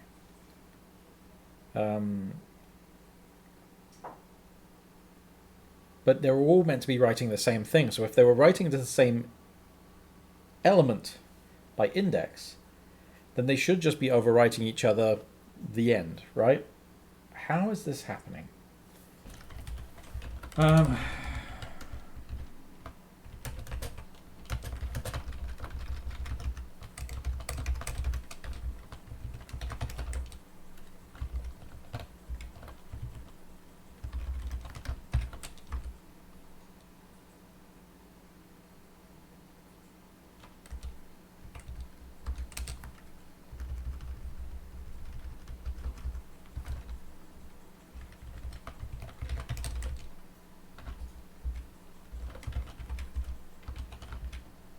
So when it's 0, all of them get written 0. 0 and 1, fine.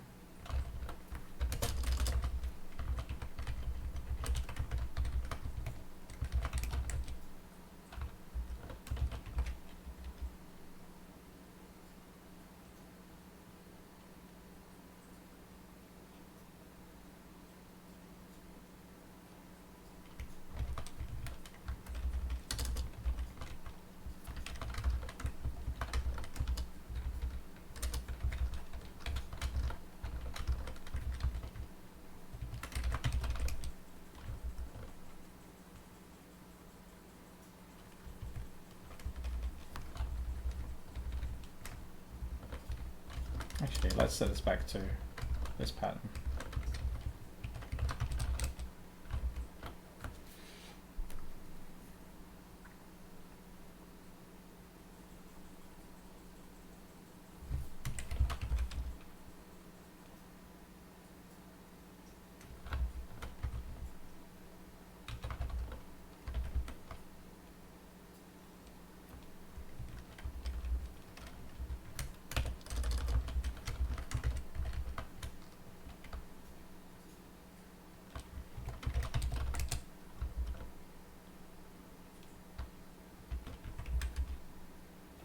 Seems to be right.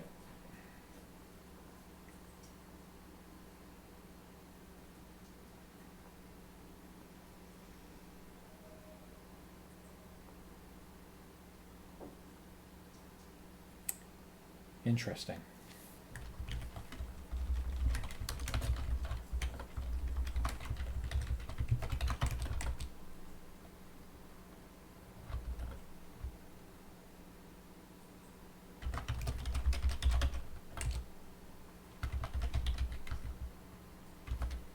world is a matrix for? Struct occ data. Hey, that's something interesting.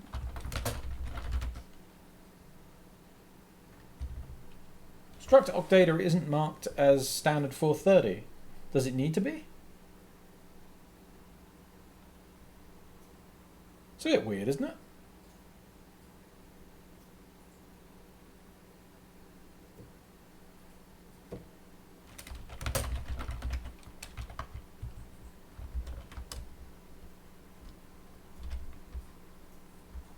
It's marked as that here.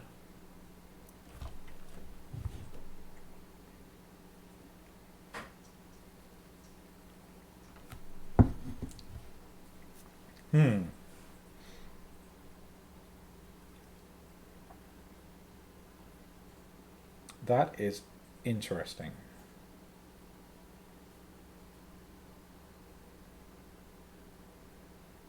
So that's one thing that's a little distracting to me, is why that doesn't have a layout qualifier on it. And then the other one was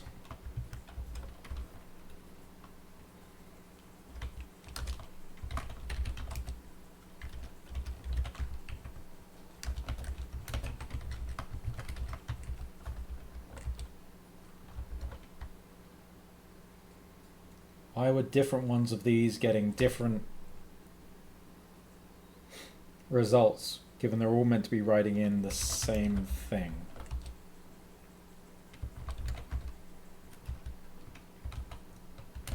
Let's go back to our constructors again.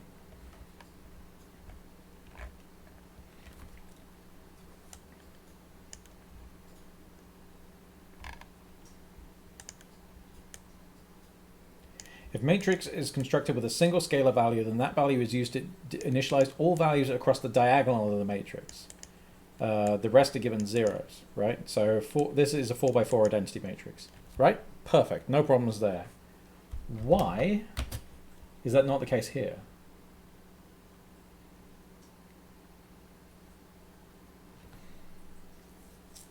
Okay, so there is going to be some interesting stuff with... I'm going to need to read up on compute, on volatility, and on what things need to be uniformly, dynamically uniform and things like this. There's some details there I definitely don't know. This is just such an interesting case. This is like the most interesting case so far.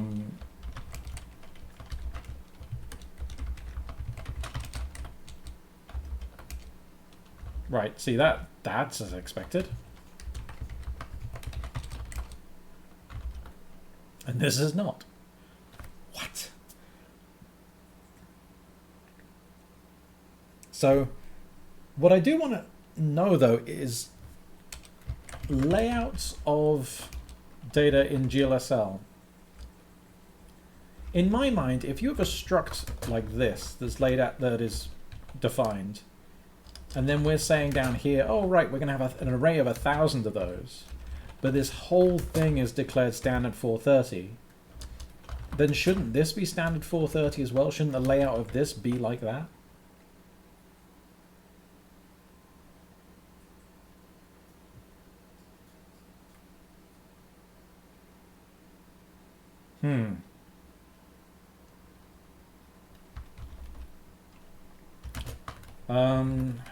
OpenGL layout qualifier.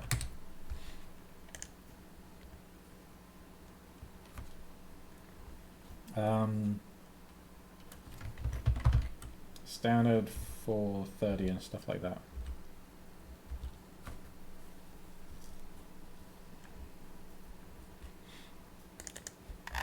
Is that not there? Maybe it's the memory qualifier instead. Interface blocks, memory layout. Let's have a look at that. Yeah, memory layout. Standard 430.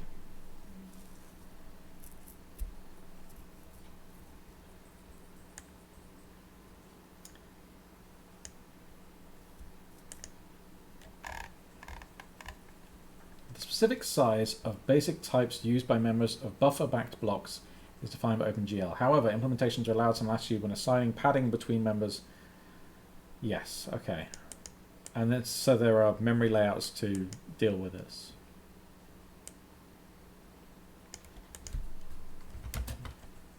And that's this, right? Like, each of these, let's just spread it out a bit so we can see.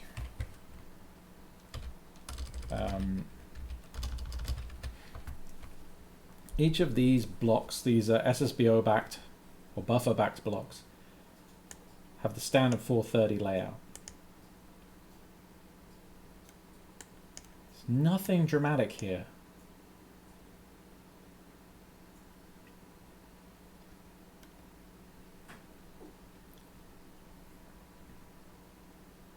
I mean, this is particularly boring. It's just 1,000 matrix 4s. This shouldn't be a big deal.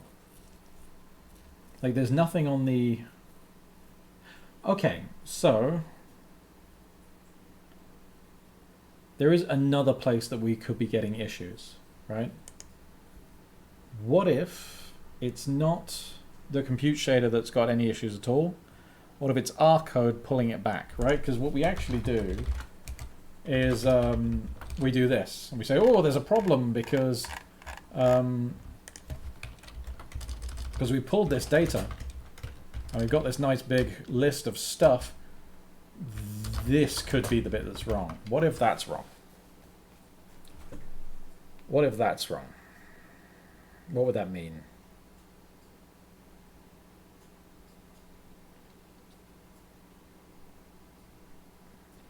That would be pretty interesting, actually. How can we test that really fast? Trash Talk's asking, on what globals does map4 operate? On what globals? I don't think it works on... I don't think we're using map4 on any globals. We're only using it right now on this value here, number 1 or 0.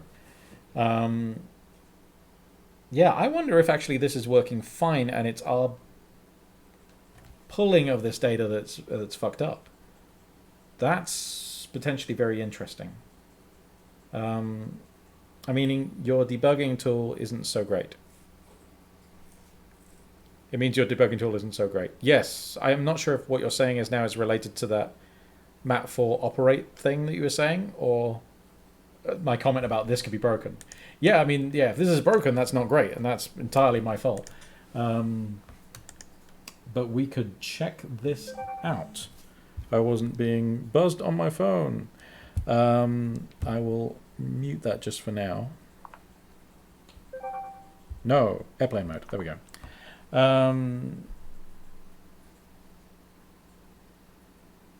No, your question. Okay. Sorry, mate. I'm not sure if it's just the... if it's what it is, but I'm still a bit confused. Oh, so when I said what does it mean, it means your debugging tool isn't so great. I'm with you now. Thank you. Yes. Sorry. Yeah, it means my debugging tool is pretty bad. So, but we can do stuff with this. We can do stuff with this. So what we can do is we can say...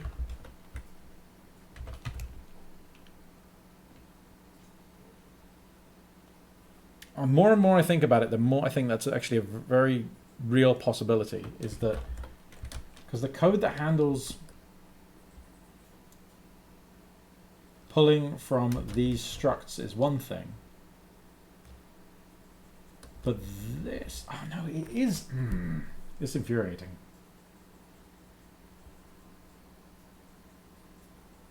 There's something dumb here, and I'm not sure what it is, but I am going to find it.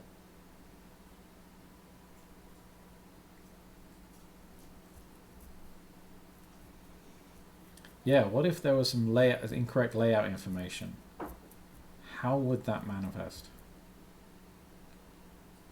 I wonder how we can just get an idea of if we're in the right track here. Let's have a look at occluder inputs on its own. Occluder output, bam, bam, bam, is an SSBO. Okay, so SSBO data, I should make the REPL a bit bigger so we can see what we're doing. SSBO data is this GPU array. Then we can say with GPU array as C array. We'll go C array, and I'm going to take this, and yep, so then we'll have C array. But I don't want to trust that right now, so I'd rather have with GPU array as pointer. And then what I want to do is I want to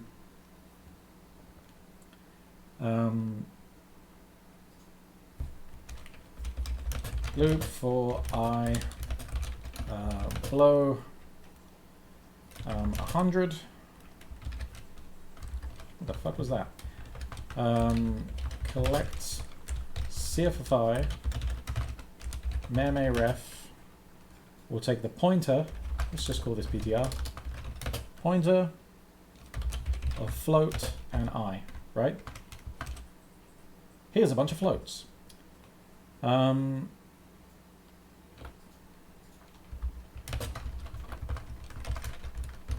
We don't know what the padding between them is going to be, so it's not great, but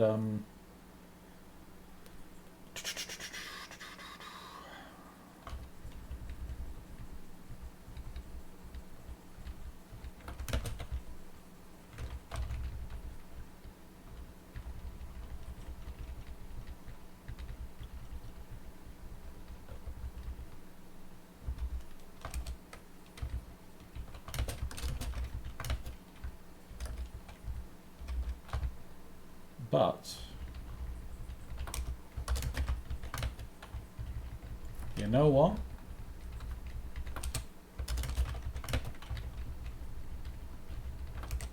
When we get the floats, and we group them in bunches of 16, a pattern emerges. One that looks like exactly like a bunch of identity matrices. So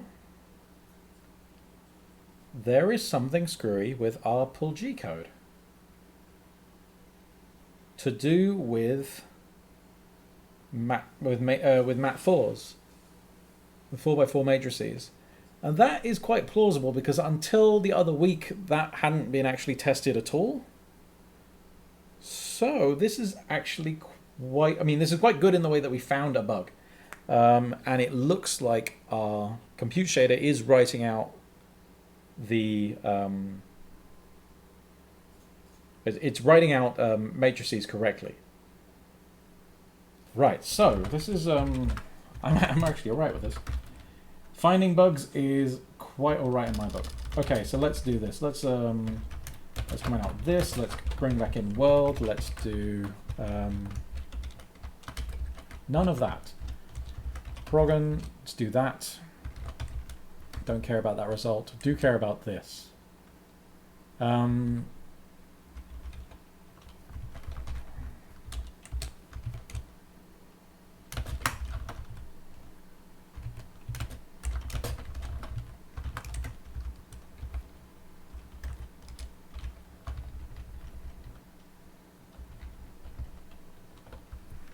Okay.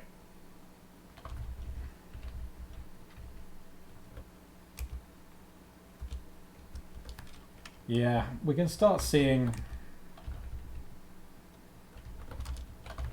Okay, same deal. Check it.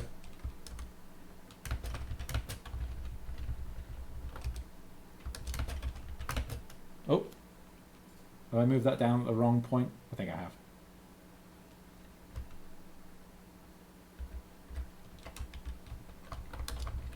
Oh yeah, I've moved some of these down the wrong line. But anyway, I'm pretty sure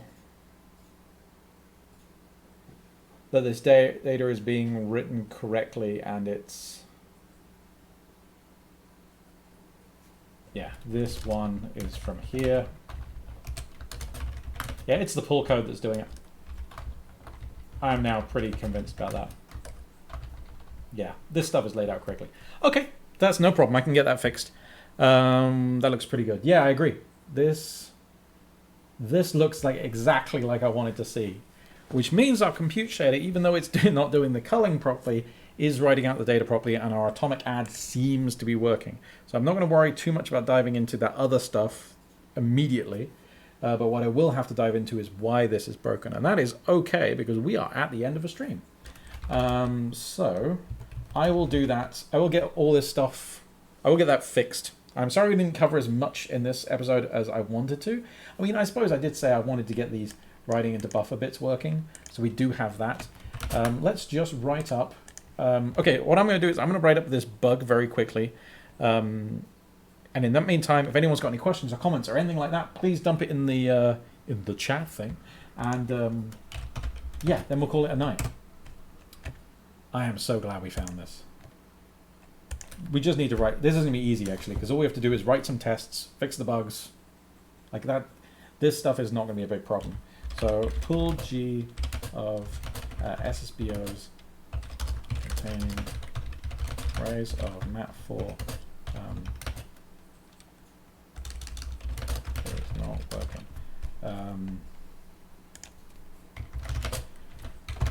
The data in the SSBO is confirmed to be correct using map buffer and CFFI. Pool G is screwing it up according to lift data. It's definitely going to be the layout calculation code, as that hasn't been tested for matrices. Nice. Okay. Assign self bug. That's a really exciting one. I'm glad about that. And